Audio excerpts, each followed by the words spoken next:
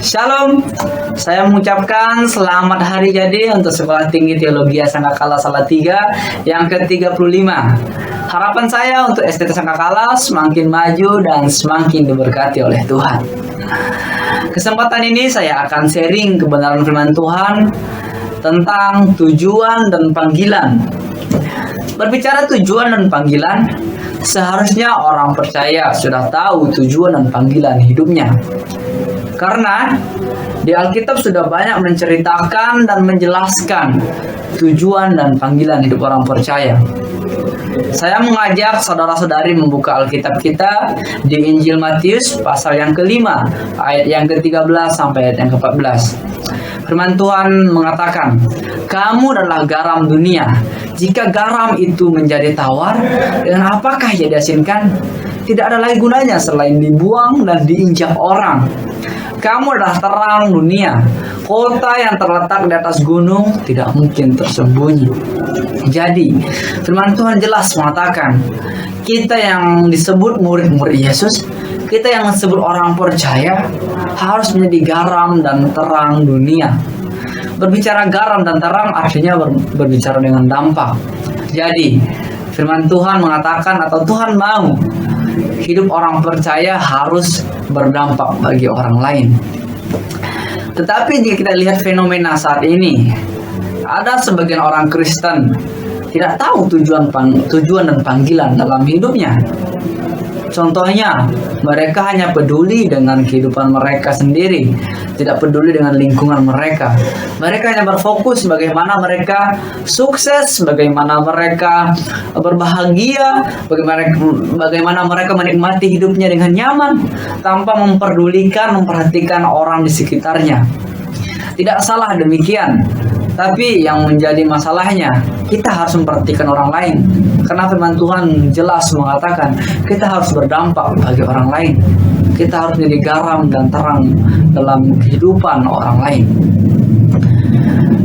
Kita lihat secara harfiah fungsi garam. Garam itu berfungsi memberi rasa pada makanan, mengawetkan makanan, dan garam itu mempengaruhi bukan dipengaruhi. Dan terang itu disukai banyak orang, dan terang itu ada kehidupan. Kita ambil salah satu contoh. Jika kita perhadapkan kepada seorang ada ruangan gelap dan ada ruangan terang, kita suruh dia memilih salah satu ruangan tersebut. Saya yakin dia pasti memilih ruangan yang terang. Kenapa? Karena di ruangan yang terang dia bebas melakukan apapun, dia tahu apa yang ada di sekitarnya. Dibandingkan di ruangan yang gelap tadi, dia tidak tahu apa yang ada di sekitarnya, dia tidak tahu entah itu tembok atau jurang yang membuat dia bisa celaka, sehingga dia memilih ruangan yang terang tersebut. Jadi, mari saya mengajak saudara-saudari merenungkan, sudahkah kita menjadi garam dan terang bagi orang di sekitar kita? Untuk proses menjadi garam atau berdampak bagi orang lain memang tidak mudah. Kita lihat garam, proses dia memberi rasa bagi makanan juga tidak mudah, karena di situ dia harus mengalami kehancuran atau larut dulu dengan makanan.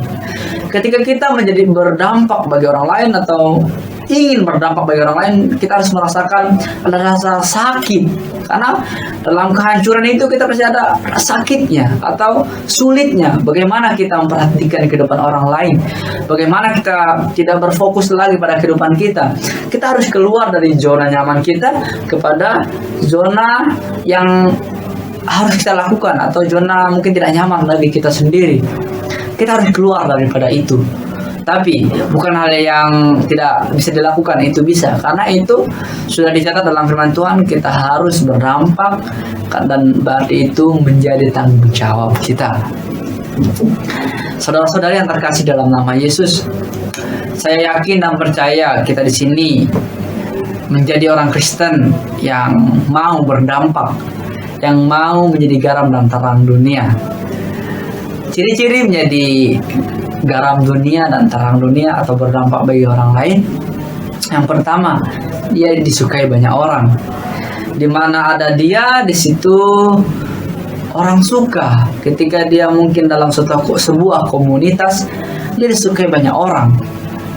Apa yang terjadi di salah satu komunitas, dia dicari seperti itu.